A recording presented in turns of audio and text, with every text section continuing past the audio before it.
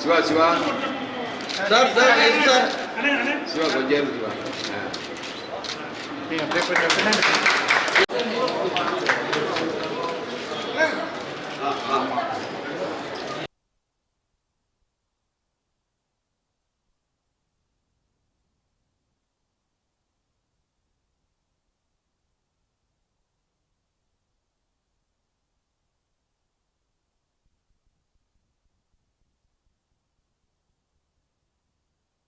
இன்றைக்கு தமிழகம் முழுவதும் நம்முடைய மாண்புமிகு தமிழ்நாடு முதலமைச்சர் அவர்கள் எல்லா துறையின் மூலமாக எல்லா பணியும் செய்திருந்தாலும் கூட நேரடியாக மக்களுக்கு தினந்தோறும் பயன்பெறக்கூடிய ஒரு துறையிலே முக்கியமான துறையாக மக்கள் நல்வாழ்வுத்துறை அமைந்திருக்கிறது.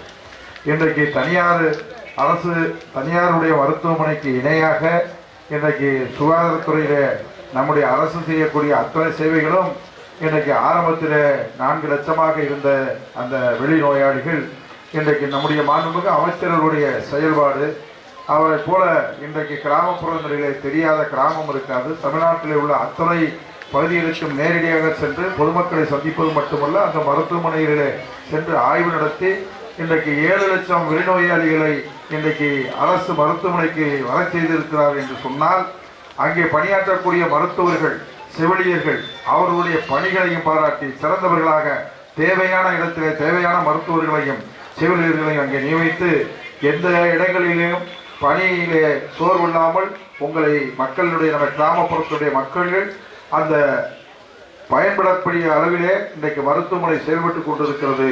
நம்முடைய மாண்புமிகு தமிழ்நாடு முதலமைச்சர் அவர்களுக்கு பெருமை சேர்க்கக்கூடிய ஒரு துறையிலே மக்கள் நல்வாழ்வுத்துறையும் இருக்கிறது என்பதை நான் பெருமையோடு இன்றைக்கு சொல்லிக் கொள்கிறோம். இருக்கிறது குறிப்பாக பெண்களுடைய முன்னேற்றத்திற்காக பெண்கள் மத்தியிலே இன்றைக்கு பெண்களுக்கு எந்த அளவிற்கு உதவி செய்ய முடியுமோ அந்த அளவிற்கு மக்கள் பயன்படக்கூடிய அது மாதிரி இன்னுயிர் காப்போம் நம்மை காக்கும் 48 ஒரு திட்டம். எங்கேயாவது ஆக்சிடென்ட் நடந்துச்சுன்னா 48 மணி நேரத்துல 1 லட்சம் ரூபாய் இலவசமா கொடுத்து அவர் எந்த ஊருக்காரராக இருந்தாலும் பரவாயில்ல அவருக்கு உடனடியாக சிகிச்சை பார்க்கணும்னு ஒரு திட்டத்தை தொடங்கி அது இதுவரைக்கும் 2.5 லட்சம் உயிர்களை காப்பாற்றி இருக்கிறது. அந்த திட்டத்தை தொடங்கினது 2021 டிசம்பர் 18ஆம் தேதி. இதுவரைக்கும் அதுல 2.5 லட்சம் உயிர்கள் பாதுகாக்கப்பட்டிருக்கிறது. 227 கோடி ரூபாய் அதற்காக இன்றைக்கு அரசு செலவிட்டிருக்கிறது. இப்போ மாண்புமிகு முதல்வர் அவர்கள் இந்த பட்ஜெட்ல ஒன்று அறிவிச்சாங்க. நானும் நம்ம அமைச்சரும் நம்ம சட்டமன்ற உறுப்பினர்களும் அசம்பிளியில் இருக்கும்போது தான் பட்ஜெட்ல சொன்னாங்க. இது வரைக்கும் 48 மணி நேரத்துக்கு உள்ள ஆக்சிடென்ட் ஆனவங்களுக்கு 1 லட்சம் ரூபாய் கொடுத்துருக்கிறோம். அந்த ஆக்சிடென்ட் ஆனவங்க அது போதல்ன்ற மாதிரி கோரிக்கை வச்சிருக்கிறாங்க. இனிமே இந்த வருஷத்துல இருந்து அந்த 1 லட்சம் 2 லட்சமாக உயர்த்தி தரப்படும் அறிவிச்சிருக்கிறாங்க.